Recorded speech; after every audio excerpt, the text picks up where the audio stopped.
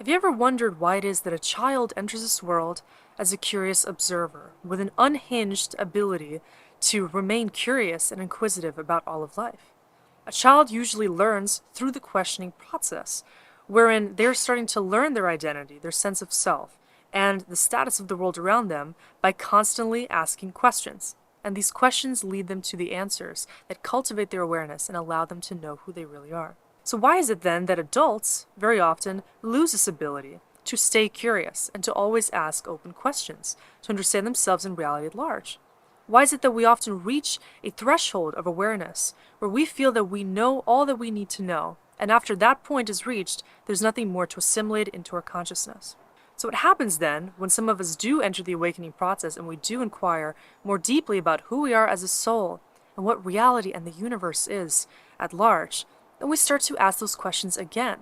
We experience the rebirth of the inner child within us, or this curious observer that has an endless desire to know more, to feel more, and to experience more truth through integration of alternative perspectives. This is why I believe questioning is one of the most important things that you can dedicate yourself to along the personal growth journey.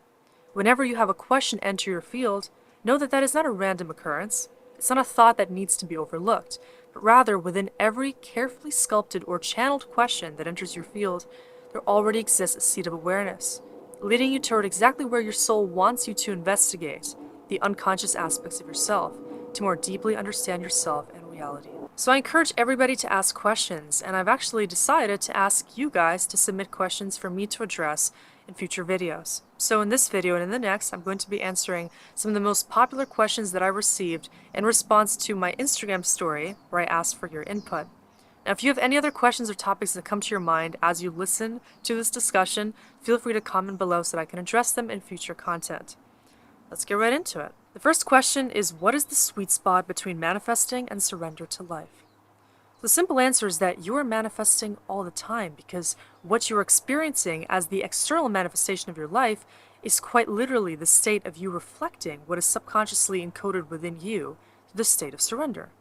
Whether or not you realize it, you're always surrendered to the status of your inner world, and that is what impacts the entirety of the life that you experience.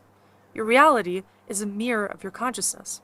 So that means that you can surrender to the knowing that when you change the variables within your subconscious realm, you change how you feel about yourself, you change how you perceive the world around you, and you change, most importantly, what you believe you are worth and what you believe you deserve to be experiencing in the world around you, then automatically the external manifestation conforms to your new expectation about yourself. This means that manifestation should be seen, ideally, more as the quest to understanding how you can achieve inner alignment, rather than wanting to manifest any external variables that you think will bring you into a place of alignment. You see, what often happens in this manifestation world of law of attraction teachings, The Secret and such, is people think that by filling the inner void with something that they can manifest, they will achieve that happiness, abundance, success, and peace that they really want deep down. But what if it's the other way around? What if by surrendering to ourselves and by understanding the role that we play in our own lives, we can come to realize what it takes to manifest the life of our dreams, as the life of our dreams will be naturally manifested on the other side of us manifesting the appropriate condition within ourselves. So essentially, the sweet spot between manifesting and surrender to life is you. You are the intermediary of this entire unfolding process. You are the reason why you can surrender to life, because you are the manifester of your reality. And the sooner you will come to terms with the immense power of your consciousness, the sooner you will begin to manifest positive changes through the positive growth of your own being. The next question is, does our personal soul exist after our body dies, or does it dissipate into source energy? So what if it's both? What if your personal soul does exist, as it is an eternal fractal of the universal source consciousness, but at the same time, after you assimilate back into the higher realm, you are merging back with source energy?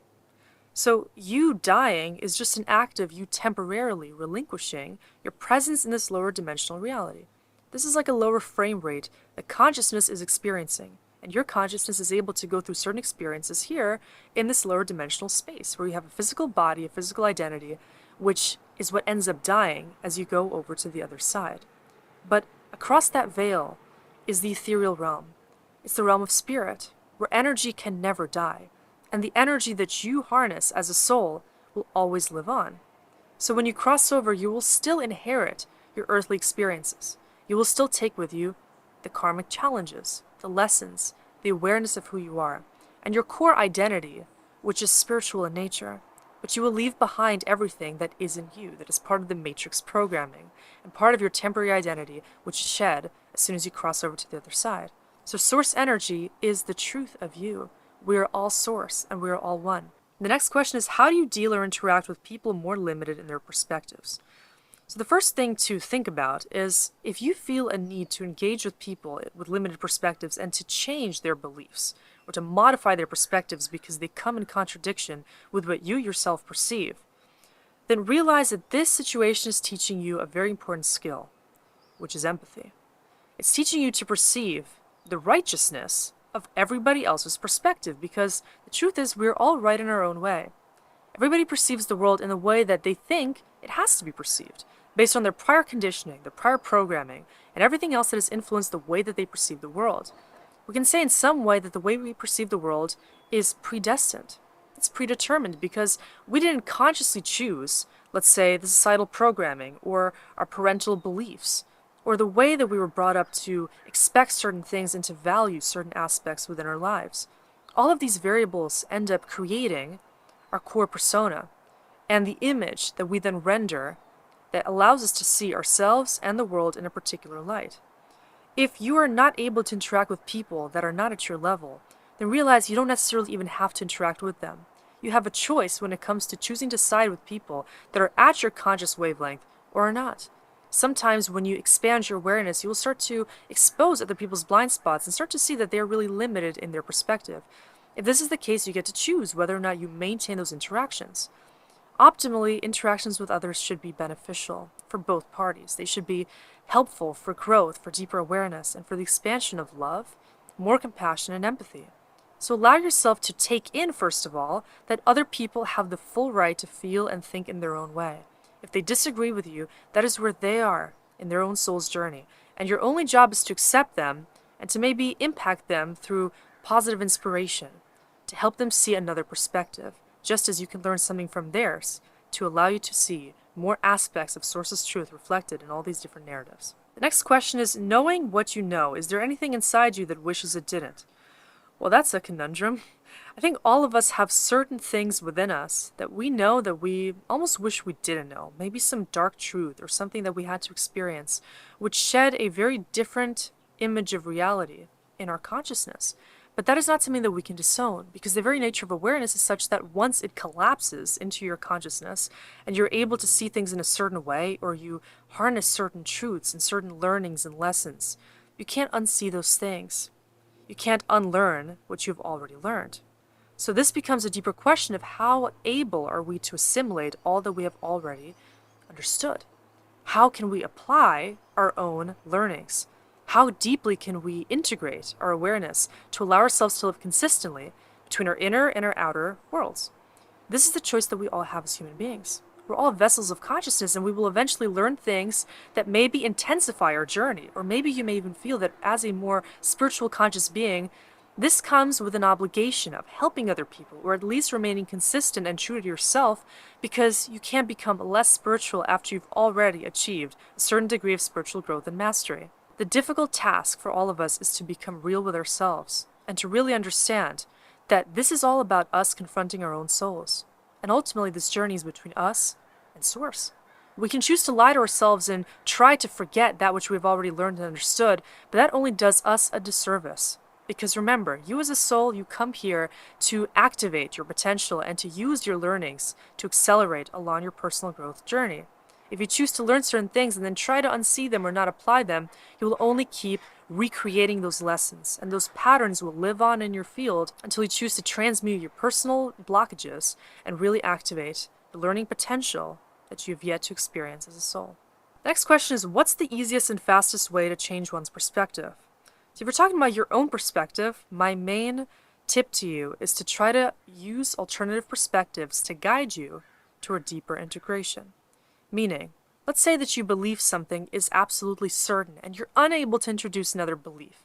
It could be something religious, political, spiritual, personal in nature. anything that really challenges your sense of self. If there is something that radically triggers you or makes you feel unhinged when you hear that other perspective, think about why it is triggering you so deeply. Because I believe our goal is to enter a space of neutrality, to feel undeterred by anything else that can come into your field that may impact the way that you see yourself. If somebody believes something different than you, like I said in the last question, they're entitled to do so. But your job is just to understand why that perspective exists, and if it still elicits a negative reaction within you, understand why that is as well. To most expand your perspective, you need to understand consciousness is all about integration. It's all about coming into the space of understanding truth is really the sum of all truths. So to expand your awareness, ask more questions. Remain curious. Wonder, why is it that you believe what you believe? And maybe there's more to integrate into your awareness. It could be about anything that interests you or that allows you to understand yourself more deeply. The clarity that we can experience comes on the other side of us dismantling this notion that we're right and everything that we know is the whole truth.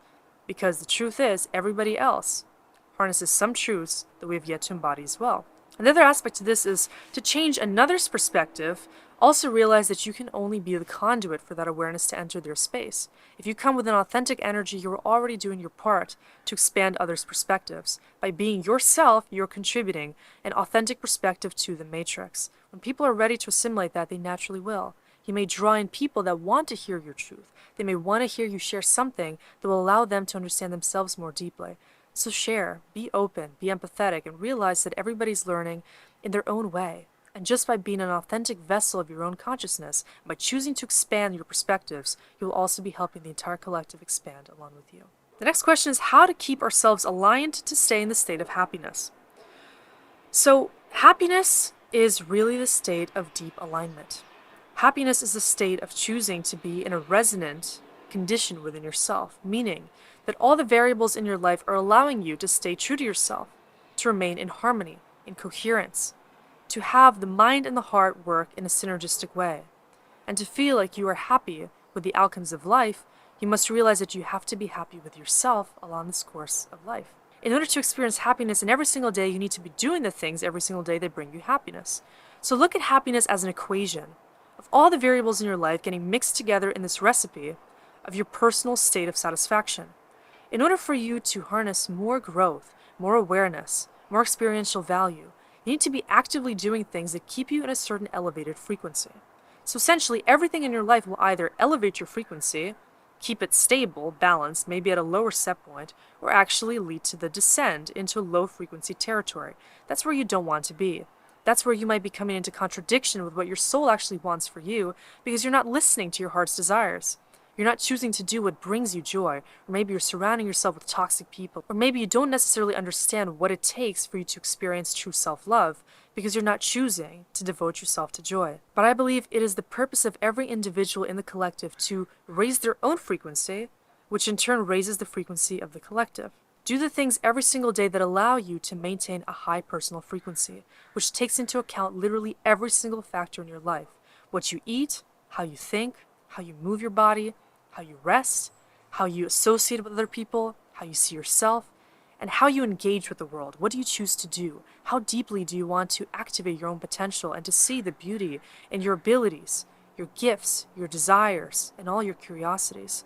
If you can bring all those things together into the awareness that who you are at a core level is the same person you need to be in the outer world, then you will find yourself being happy, because you will be understanding yourself and giving yourself permission to do and to be who you truly love. That is the only way that you can master yourself and achieve happiness in an everyday kind of manner, rather than a fleeting way of just attracting things that bring you happiness, but that escape you when you realize you aren't actually becoming the happy person who loves themselves at the end of the day. Next question is, please explain how to manifest something. So manifestation is essentially the art of coming into alignment with the object of your desire. But because so many people desire that particular object, they might desire, let's say, the car, or the ideal job, or the ideal relationship, looking at it as an external condition in their lives that needs to be met so that they can experience the desired state. But as I already mentioned, we can flip manifestation around to have it be exhibiting the quality of ourselves that we want to be experiencing. In other words, to manifest something, you need to first come into energetic alignment with this thing that you want to manifest. And contrary to what many people think about manifestation, you can't really manifest something that isn't meant for you. You can't manifest something that is not part of your destined programming. So already, if you're manifesting certain things, or if you have the desire to manifest something, you're really just on track to attaining what you're already working toward.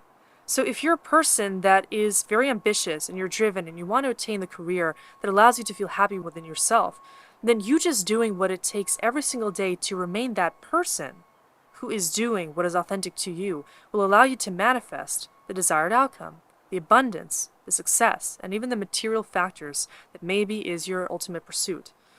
Now, on the other hand, if you're somebody who is not choosing to do the work to become the version of yourself that wants to be abundant, successful, and the manifester of everything that seems like the desired outcome, then you're not going to manifest those things because you're not the person who is the manifester. In order to manifest your desired outcome, you need to become in alignment within yourself and recognize who are you really at your core.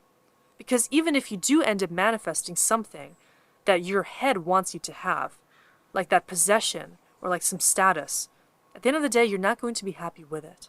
And that's the most confounding variable in this entire equation. Your happiness is not determined by what you have. It's determined by who you are and how deeply aligned you are with your own soul.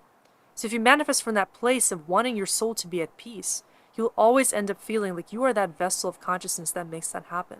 But if you feel like an ego trying to manifest, to achieve things to fill its inner void, then you're also never going to be happy with even the momentary things that you're able to manifest from a place of true scarcity. Think of manifestation as a solution to achieve what you truly desire by activating your deepest potential, rather than becoming a version of yourself that has certain things but doesn't experience true fulfillment because of it. Next question is, do you sometimes need to rest after a session of channeling? So interestingly, channeling is the opposite of what you might think. It isn't a workload. It isn't something that requires an expenditure of energy. Rather, it's a state of total surrender. It's a state of you becoming the stream of consciousness that flows through you so that you can share awareness in an uninhibited way. That means that in order to channel, you need to totally relax into the moment. You need to lose a sense of your identity, which means your brain is not in overdrive. You're not choosing to conceive of these thoughts. You're not choosing to think through everything, which actually is what requires the effort. Usually when you're overthinking and you're wondering how people perceive the awareness you're sharing, and if you're right and if you're wrong, and you're kind of micro-tuning your perspective to sound in a certain way, that's what can be draining. But channeling is exactly the opposite. It's all about becoming the conduit or the instrument that allows that awareness to pour through you. And so when I finish a session of channeling, I'm actually very inspired. I feel very alive. I'm very energetic because that channeling session connects me to source and to my higher self, which allows me to feel very relaxed, very at ease, and gives me an extra boost. And that's the true way to know that you're channeling, rather than just producing information from your mind. The next question is, in relation to manifesting, how do we manifest if there's trauma still there that we are unaware of? So most likely what you're referring to is the feeling of a blockage when you want to manifest something and you're not able to get there. You might then think that there's something preventing you from manifesting. Maybe there's trauma that makes you feel you don't deserve what you actually want to manifest, or maybe a part of you just feels like you can't communicate your desire, which means obviously you won't be able to manifest it. In terms of blockages, we need to think of this as an aspect of our energetic body that is not in balance. And there's a reason why, or a root cause, behind and beneath every blockage. So for example, if you're unable to vocalize or communicate your true desires, maybe you're looking to manifest more harmony in a relationship. The blockage to look for is going to be something maybe related to your throat chakra. If you feel closed off in your throat center and you can't truly understand and express what you have to share about your feelings, you won't be able to step into your power and allow yourself to have that relationship that you want to manifest. In this case, you can trace that trauma to a certain moment in your life when you weren't able to be the vocalizer of your inner truths. There's a particular moment, if you really think back to when that blockage began, when it manifested because of a condition you experienced early on in your life. And the same holds true with any other blockage that you could be experiencing. It could be a heart chakra blockage. It could be a sacral chakra blockage, which might have to do with creative energy or you not being able to fully understand how to channel your potential in the world because a part of you is closed off to your own potentiality. Or maybe it's a root chakra blockage or a challenge in your feeling of being grounded and rooted in your sense of self, because that maybe was challenged at an early part of your life. So essentially, think about if you're unable to manifest, what part of you doesn't feel like you are the manifester of your reality? At what point in your early journey were you feeling like you could not be the person that you were at your core? That's typically where energetically you start to harbor resistance. Think about where in your body that resistance is situated. Think about how you can alleviate that resistance by coming into a deeper state of alignment through understanding and awareness of who you are at your core. You can alleviate that blockage by realizing that you are able to manifest, because trauma is not a permanent factor in your life. Trauma is simply showing you where you need to look to find deeper integration, to master the art of awareness and know that you can indeed creatively tune into yourself and learn to transmute that blockage. But you first need to become cognizant of what it is that manifests in the first place and why maybe you chose those conditions in order to find yourself in a more powerful position in this later part of your journey. So these questions have been taking some time to get through, so thank you for all of those who have submitted. I look forward to answering more in the next video, so stay tuned for that, and feel free to let me know what you're interested in hearing more about in the comments below. And in any case, keep questioning for yourself. Keep being the oracle in your own life, because know that what you naturally emanate has both the question and the answer revealed within it. Trust yourself, follow your heart, and know that you will always receive the clarity you're seeking when you're surrendered to receiving it.